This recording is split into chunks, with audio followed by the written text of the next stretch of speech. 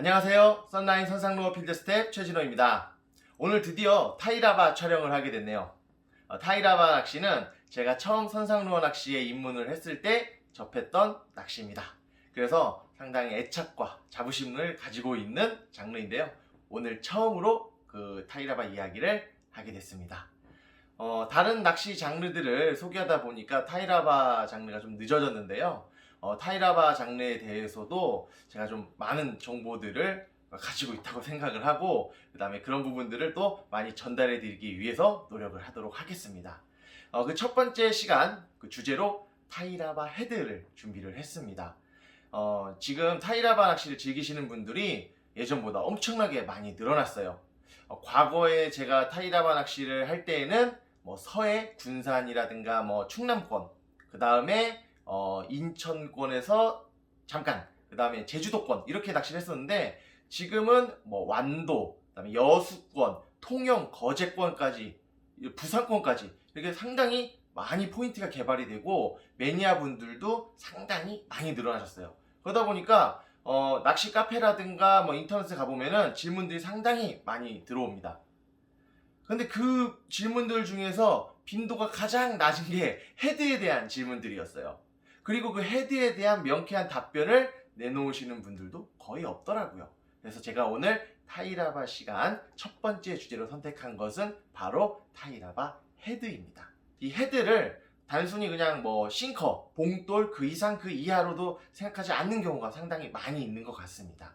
하지만 타이라바 낚시에서는 이 헤드의 중요성은 상당히 큽니다. 지금부터 하나씩 제가 알려드리도록 하겠습니다. 일단 낚시점에 가서 타이라바 헤드들을 보시면은 상당히 이제 많은 종류가 있어요. 브랜드별로도 많은 종류가 있지만 무게, 색상, 심지어 모양별로도 상당히 많은 종류가 있습니다. 그 중에서 모양에 대해서 먼저 알아보도록 하겠습니다. 타이라바 헤드들에는 여러 가지 모양이 있는데요. 자세히 살펴보시면은 크게 5가지 종류라는 것을 알 수가 있습니다. 자, 첫 번째, 가장 많이 볼 수 있는 형태인데요. 바로 원형입니다. 동그란 형태예요. 가장 쉽게 볼 수 있는 형태의 타이라바 헤드죠. 그 다음에 이제 두 번째는 원반형입니다. 동그랗고 앞쪽은 이렇게 길쭉하게 생겨서 원반 모양으로 생겼습니다. 원반형 타이라바 헤드. 그 다음에 이제 세 번째는 원뿔형입니다. 앞부분이 뾰족하고 뒷부분은 동그랗고 이렇게 해서 뿔 모양으로 생겼죠. 앞쪽이 뾰족하게. 그래서 이제 원뿔형. 그 다음에 네 번째는 이렇게 사다리꼴형. 앞에서 보면 사다리꼴형이죠. 옆에서 보면은 둥그스름합니다. 위에서 보면은 각져 있어요. 그 다음에 다섯 번째는 이렇게 원반형 같이 생겼는데요. 넓적한 이렇게 형태의 폴링형 타이라바 헤드가 있습니다. 자, 이런 식으로 이제 5가지 헤드의 종류로 구분을 할 수가 있습니다. 그렇다면 타이라바 헤드의 모양은 어떤 역할을 할까요? 바로 파동을 내느냐 안 내느냐, 이것을 결정을 합니다. 자, 여기 보시는 이 사다리꼴 모양의 헤드 각져 있습니다. 이렇게 옆부분에 각져 있죠. 각이 져 있는 헤드 같은 경우에는 리트리브를 하게 되면은 이렇게 떨면서 옵니다. 흔들흔들 떨면서 와요. 그렇기 때문에 이 금속이 수중에서 물을 달달달달달 떨게 되겠죠. 그러면 그 물 속에서 파동이 전달이 되면서 대상어, 참돔이 그 파동을 느끼게 됩니다. 그래서 어필을 하게 되는 원리예요. 반면에 이런 원형, 둥그런 타이라바 같은 경우에는 리트리브를 하더라도 각져 있는 부분이라든가 저항을 받는 부분이 없기 때문에 안정적으로 리트리브를 하면서 옵니다. 그대로 쭉 오게 되는 거죠. 그래서 이런 헤드를 비파동형, 각져 있는 헤드를 파동이 생기기 때문에 파동형 타이라바 헤드라고 우리가 부릅니다. 그래서 이 부분은 상당히 중요해요. 예를 들어서 참돔이 저활성 상태입니다. 부담스러운 파동이나 어필을 싫어해요. 그런 경우에 이런 비파동 헤드를 써주게 되면은 참돔들이 좀 거부감을 느끼겠죠. 부담스러워 할 겁니다. 그런 경우에는 이런 둥그런 타이라바 헤드를 써주시면은 떨림 없이 안정적으로 리트리브가 되기 때문에 참돔이 어떤 위화감이라든가 부담감 없이 입질을 할 수가 있을 거예요. 마찬가지로 이런 원반형 타이라바 같은 경우에도 비파동에 속합니다. 안정적으로 리트리브가 되겠죠. 여기 보이는 이제 원뿔형 타이라바도 비파동에 속합니다. 그래서 이 물살을 이렇게 쭉 가르고 오는데 각져 있는 부분이 없고 조류를 자연스럽게 탈 수 있도록 설계가 되었기 때문에 이런 타이라바도 비파동형 타이라바라고 보시면 됩니다. 이번에는 모양에 따른 침강 속도의 차이에 대해서 설명을 드릴 겁니다. 침강 속도라고 하는 것은 채비를 내렸을 때 바닥까지 얼마나 빠르게 떨어지는가를 뜻합니다. 아까 보여드렸던 이런 비파동형, 각져있는 비파동형 타이라바 헤드 같은 경우에는 물의 저항을 많이 받겠죠. 그렇기 때문에 상대적으로 떨어지는 속도가 느립니다. 물의 저항을 그대로 다 받으면서 달달달달 떨면서 내려가겠죠. 반면에 이런 원형 타이라바 헤드 같은 경우에는 물의 저항이 거의 없겠죠. 그렇기 때문에 수직으로 쭉 안정적으로 떨어집니다. 그렇기 때문에 타이라바 헤드가 물의 저항이 없기 때문에 침강 속도가 비교적 빠르다고 보시면 됩니다. 침강 속도가 가장 빠른 것은 이런 원반형 헤드라고 보시면 돼요. 얇죠? 그렇기 때문에 이렇게 물의 저항을 받는 면적이 상당히 작습니다. 그렇기 때문에 상당히 빨리 떨어져요. 그렇기 때문에 이런 원반형의 헤드가 침강 속도는 가장 빠르다고 보시면 됩니다. 이 부분은 우리가 이제 조류가 셀 때, 즉 우리가 채비가 많이 날릴 때에도 똑같이 적용이 돼요. 물살이 세거나 바람이 많이 불어서 채비가 날리는 경우에 물의 저항이 이렇게 큰 비파동형 타이라바 같은 경우에는 더 많이 밀려버리겠죠? 더 많이 밀려버리게 되면은 바닥을 찍는 감도가 점점 약해지면서 몇 번 못 찍고 타이라바의 감도가 없어져 버릴 거예요. 반면에 이런 원반형이라든가 아니면은 원형 같은 경우에는 그것보다는 더 많이 찍을 수 있을 겁니다. 그렇죠? 그렇기 때문에 채비가 많이 날리는 상황에서는 이런 원반형 또는 이런 둥근 헤드를 써주시면 도움이 되겠죠. 자, 다음에 이제 설명드릴 부분은 헤드의 색상이에요. 헤드의 색상은 정말 다양합니다. 헤드의 이제 색상뿐만 아니라 그 헤드에다가 또 무늬를 또 많이 입혀놨어요. 그렇기 때문에 낚시가게 가면은 어떤 것을 선택을 해야 될지 정말 고민이 많이 됩니다. 근데 이제 저 같은 경우에는 이제 그런 유혹에 좀 흔들리지 않기 위해서 어떤 기준을 이제 정해두고 있는데요. 가장 먼저 고르는 색깔이 오렌지 색깔입니다. 가장 이제 타이라바 할 때 가장 기본이 되는 색깔이죠. 오렌지, 레드 이 색깔을 가장 먼저 고르고요. 그 다음에 이제 어두운 색깔을 좀 골라요. 뭐 그린, 그 다음에 블랙 이런 색깔 이제 고르고 또는 이제 도색이 없는 이런 것처럼 도색이 안 칠해진 색깔도 살펴보기도 합니다. 그 다음에 이제 선택하는 게 좀 어필력이 강한 뭐 오렌지나 골드 이렇게 위에 이렇게 아래 위로 색깔이 다른 부분 있죠? 이렇게 오렌지나 골드, 레드 골드 이런 식으로 해서 좀 어필력, 대비되는 색깔을 배치를 해서 어필력을 높인 그런 색상을 가진 타이라바 헤드 아니면은 야광, 글로우가 이제 많이 들어간 헤드를 선택을 합니다. 이 제품 같은 경우에도 이제 줄무늬로 이렇게 들어가 있죠. 그 다음에 헤드 전체가 글로우 처리된 것도 있어요. 그런 식으로 보통 선택을 합니다.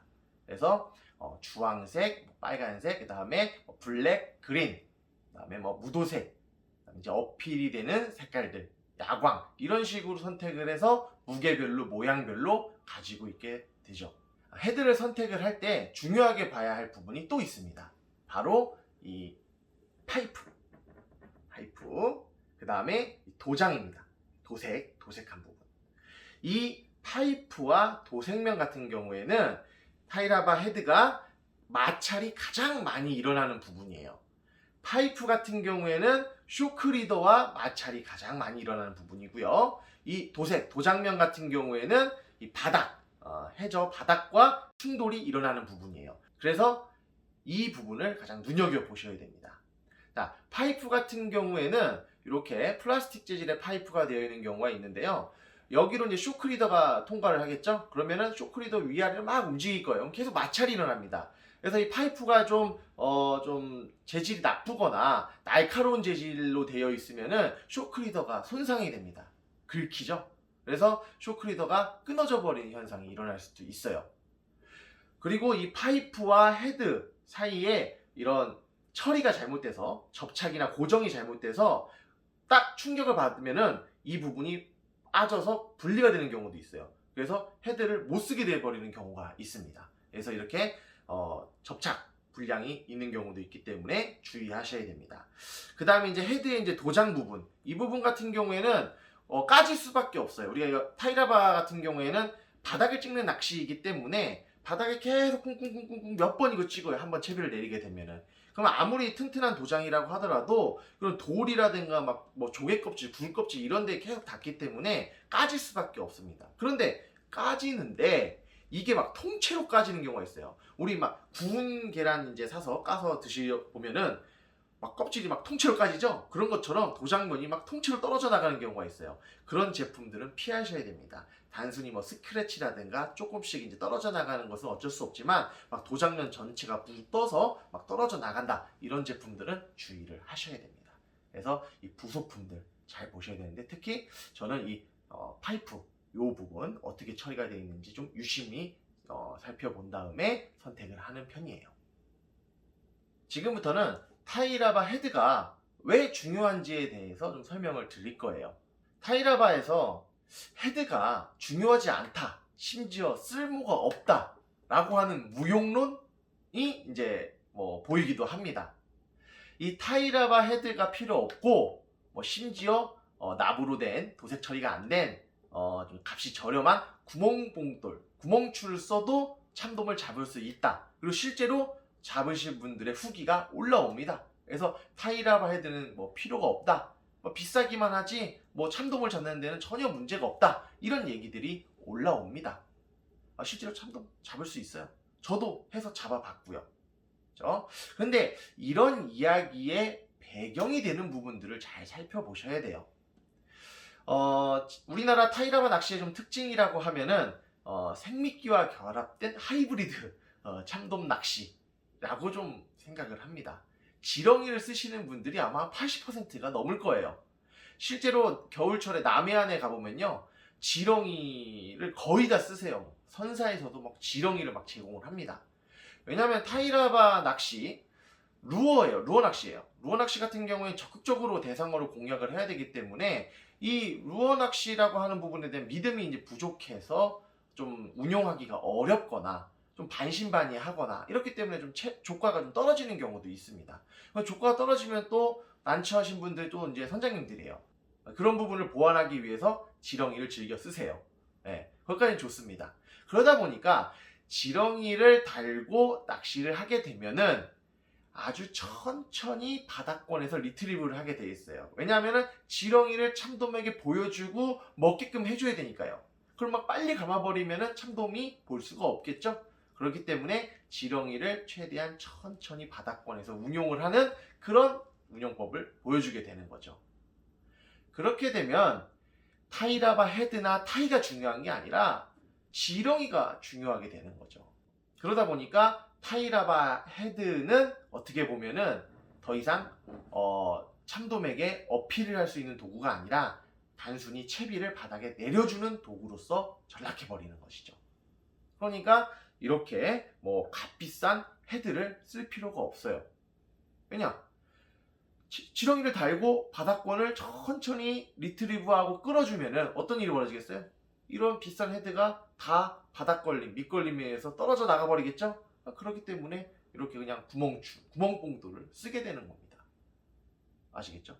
하지만 우리가 이제 참돔을 정통적인 타이라바로 노려야 된다라고 하면은 아까 말씀드렸던 파동도 있어야 되고 색깔이나 모양, 또 조법에 따라서 어떤 식으로 운용하느냐에 따라서 그런 것들이 필요하겠죠? 그런 경우에는 이 헤드의 역할이 상당히 중요해요.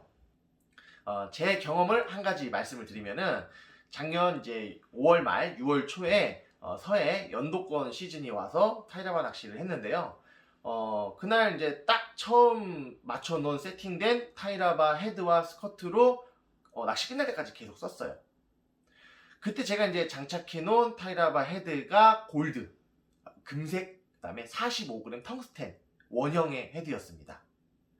그날 5자에서 6자 사이로 10마리 넘게 낚아냈습니다. 제 와이프랑 같이 낚시를 했었는데 와이프에게는 비슷하지만 주황색 헤드를 줬어요. 그런데 조과가 3분의 1밖에 안 나왔습니다. 그래서 제가 와이프에게도 제가 쓰는 헤드 똑같은 걸로 바꿔서 달아줬어요. 그랬더니 그 입질의 빈도수가 갑자기 확 늘어났습니다. 그러더니 낚시 끝날 때에는 제가 잡은 마리수만큼 잡아냈어요. 그때 또 느꼈죠, 제가. 역시 헤드 이 중요성을 쉽게 볼 수가 없습니다. 그 당시에 금색 헤드가 반드시 어필을 할 것이라는 것을 저는 낚시 전날부터 굳게 믿고 준비를 해갔어요. 그리고 그날 그 헤드만을 썼습니다. 금색의 반짝반짝거리는 그 헤드가 탁도가 안 좋은 상황에서 상당히 좀 위력을 좀 발휘해 줄 수 있을 거라고 생각을 했거든요. 그리고 수심도 깊지 않기 때문에 좀 부피가 이렇게 큰, 좀 볼륨감이 큰 헤드보다도 45g 텅스텐 헤드처럼 작은 헤드가 주요할 것이라고 판단을 해서 저는 그 사용을 했거든요. 역시 그날 배에서 가장 많은 마리수를 낚았고 와이프 역시도 상당히 많은 조과를 올릴 수가 있었습니다. 이것을 봤을 때 역시 헤드도 중요한 역할을 하고 있다라는 것을 또 한 번 느끼게 되었습니다. 그러면 어떤 상황에서 어떤 헤드를 사용하는 것이 좋은지 한번 살펴보도록 하겠습니다. 몇 가지 상황을 예시로 들어서 제가 어떻게 선택을 하는지를 설명을 좀 드릴 텐데요. 이건 정답은 아니에요. 그냥 확률상, 제 기준에 따른 이제 확률상의 그런 설명이라고 감안하시고 들어주시면 됩니다. 자, 첫 번째는 참돔의 개체수가 많고 그 다음에 활성도가 좋은 그런 포인트에 들어갔을 때, 이런 경우에 저는 이렇게 파동형, 파동이 있는 타이라바 헤드를 선택을 합니다. 왜냐하면은 개체수가 많아서 서로 먹이 경쟁을 하고 있어요. 그랬을 때에 타이라바가 딱 들어가서 타이가 볼륨도 좋고 파동도 좋고 헤드도 달달달 떨리면서 내가 여기 있다라는 걸 알려줘요. 그러면 득대같이 모여들겠죠. 그 배고파서 굶주린 참돔들이. 그렇기 때문에 먼저 눈에 띄고 더 먹음직스럽고 더 크고 같은 에너지를 들여서 사냥을 할 때에 더 큰 사냥감을 사냥을 할 수 있다. 이러면 참돔에게는 더 이득이 되기 때문에 그런 베이트를 어필을 해주는 것에 초점을 맞춥니다. 실제적으로. 그래서 이런 비파동형 타이라바, 그래서 이런 파동형 타이라바와 좀 볼륨이 큰 타이라바, 타코베이트라든가 컬리, 이런 타이라바를 선택을 해서 운영을 합니다. 그리고 리트리브 속도도 좀 빨리 해줘서 이런 이제 타이라바 헤드의 파동이 충분히 나올 수 있도록 좀 유도를 해줍니다. 그러면 입질도 시원시원해요. 서로 먹이 경쟁을 하고 있기 때문에 입질도 시원시원한 편입니다. 그러면 이제 드랙도 쪼아놓고 낚시를 해요. 그러면은 털리지도 않습니다. 그 다음에 이제 두 번째, 채비가 멀리 날아가는 경우에요. 도테라, 흘림 낚시하는 상황이죠. 그런 경우에 이런 파동형 타이라바를 써버리면은 한없이 날아갑니다. 물의 저항을 그대로 받아버려요. 앞이 네모나잖아요. 직각이고. 그러니까 물을 많이 받아버려요. 그렇기 때문에 떠내려갑니다. 그런 경우에는 이런 원형이라든가 원반형, 아까 말씀드렸던 이런 원뿔형, 도테라, 흘림 낚시에 특화된 타이라바 헤드를 써주시는 게 유리해요. 우리가 바닥을 더 잘 찍기 위해서 라인을 얇게 하고 헤드를 텅스텐으로 쓰고 그러는데, 이런 파동형 헤드를 쓰고 있다 그러면 저항을 줄일 수 있는 헤드를 써주시는 게 유리합니다. 아시겠죠? 조류가 세서 날리게 되는 경우에는 이런 원반형 타이라바가 가장 유리합니다. 왜냐하면 얇기 때문에 수직으로 떨어지는 속도가 매우 좋아요. 바닥을 잘 찍겠죠? 하지만 이제 문제가 있습니다. 이 타이라바 헤드를 이제 조류를 극복하기 위해서 무겁게 쓰겠죠? 그렇게 한 다음에 리트리브를 하게 되면은 바닥을 좀 많이 스쳐오는 경우가 많아요. 좀 빨리 뜨지 않고. 참돔이 좀 위에 있는 경우 같은 경우에는 좀 느리게 입질을 받을 수가 있겠죠. 그 다음에 옆조류를 받게 되는 경우에는 상당히 좀 심각해집니다. 그래서 정확하게 내 앞으로 오는 경우는 모르는데 배가 좀 비스듬하게 흘러가거나 조류가 좀 삐딱하게 흘러가는 경우에서 옆조류, 대각선으로 조류를 받게 되는 경우라고 하면은 이런 경우에는 또 더 불리할 수가 있어요. 왜냐하면 옆이 넓적하게 되겠죠. 그런 경우에는 이렇게 원뿔형 타이라바 헤드를 써주시는 게 유리합니다. 원뿔형 같은 경우에는 조류를 뚫고 뾰족함을 뚫고 오고, 그다음에 물이 이렇게 아래로 흘러 들어가면서 이제 수심층을 적절하게 이제 공략을 하겠죠. 안정적으로 부상도 잘 되고, 그다음에 아래쪽으로 중심이 설계가 돼 있기 때문에 채비를 내릴 때에도 빠르게 또 침강을 할 수 있습니다. 그래서 여러모로 장점을 가지고 있기 때문에 그렇게 흘림 낚시, 도테라 상황에서는 이런 원뿔형 타이라바 헤드를 써주시는 것이 도움이 됩니다. 그 다음에 슬링 타이를 쓰는 경우 또 헤드를 좀 생각을 해주셔야 돼요. 슬링 타이의 이제 개발 배경, 또 활용 배경 같은 경우에는 물속의 상황이 좋지 않거나 참돔의 활성도가 좋지 않을 때 주로 사용을 하게끔 좀 고안이 돼 있어요. 그래서 슬링 타이 같은 경우에는 스트레이트 한 가닥, 그다음 컬리 한 가닥 이렇게 보통 구성이 되어 있습니다. 그래서 컬리 한 가닥이 잔잔한 파동을 내겠죠? 그러면 그 잔잔한 파동을 느끼고 저활성의 참돔이 쭉 따라옵니다. 그런데 봤더니 얇은 슬림 타이예요. 그러니까 부담 없이 그 슬림 타이를 공격을 하게 되는 원리입니다. 그런데 이 잔잔한 파동을 따라왔는데 갑자기 이렇게 막 커다란 헤드가 나타나게 돼버리면은 그 슬림 타이를 썼던 의미가 없어지겠죠? 그럼 참돔이 들어왔다 깜짝 놀라서 다시 돌아가게 되겠죠. 그렇기 때문에 슬림 타이를 써줄 때에는 이런 비파동 또는 이렇게 좀 무도색이라든가 좀 검정색 계열, 좀 이렇게 좀 어필력이 좀 떨어지는 좀 자연스러운 색상, 텅스텐처럼 이렇게 부피가 작은 타이라바 헤드를 써주시면은 슬림 타이와 잘 어울릴 겁니다. 그래서 참돔이 다가오더라도 전체적으로 볼륨이 작고 잔잔한 파동을 내기 때문에 저활성의 참돔이라도 위화감을 느끼지 않고 부담감을 느끼지 않고 공격을 할 수가 있을 거예요. 슬림 타이에 쓸 때 그 부분을 좀 주의를 해서 사용을 하시면 좋을 것 같습니다. 자, 이번에는 깊은 수심의 포인트에 들어간 경우예요. 뭐 깊은 수심이라고 하면 뭐 80m, 90m를 넘어서는 뭐 120m 이렇게까지 들어가기도 합니다. 보통 이런 수심에서 낚시는 겨울철에 진행이 되겠죠. 바람도 많이 불고 그렇습니다. 그래서 채비가 바닥에 떨어지는 속도가 되게 중요해요. 내 채비가 얼마나 빠르게 바닥을 찍느냐, 이게 가장 중요합니다. 100m 이상이 되는 포인트는 보통 제주도에 있어요. 제주도에서 낚시를 하게 되면 가장 많이 쓰는 채비가 타코베이트, 우리 이제 쭈꾸미 모양 타코베이트를 쓰게 되는데, 타코베이트 볼륨이 상당히 큽니다. 그러니까 물저항도 상당히 커요. 그렇기 때문에 타이라바 헤드도 상당히 무거워야 돼요. 그래야 그 볼륨이 크고 물정이 큰 타코베이트를 끌고 충분히 빨리 내려가 줄 수가 있기 때문이죠. 그렇기 때문에 수심이 깊은 곳에서는 이렇게 원반형이라든가 비파동형, 원형의 타이라바 헤드, 그리고 텅스텐 헤드를 써서 빠르게 내릴 수 있도록 해주시는 것이 가장 중요합니다. 그리고 겨울철에 이 정도 수심이 되는 곳에서 낚시를 하게 되면요, 또 라인이 막 뻗어요. 그래서 어쩔 수 없이 또 텅스텐 헤드라든가 이런 원반형 헤드, 또 이런 도테라, 이런 원뿔형 헤드를 사용할 수밖에 없습니다. 그래서 아예 처음부터 조금 더 무겁게 세팅을 해서 내리는 것이 좀 도움이 되겠죠. 마지막으로 한 가지 더 설명드릴 부분은 바로 이제 폴링형 타이라바입니다. 이 폴링형 타이라바 같은 경우에는 시마노사에서 나오는 제품이거든요. 이 폴링형 타이라바 같은 경우에는 흔한 형태는 아니에요. 이 타이라바 같은 경우에는 떨어질 때, 폴링을 할 때 팔랑팔랑 거리면서 떨어집니다.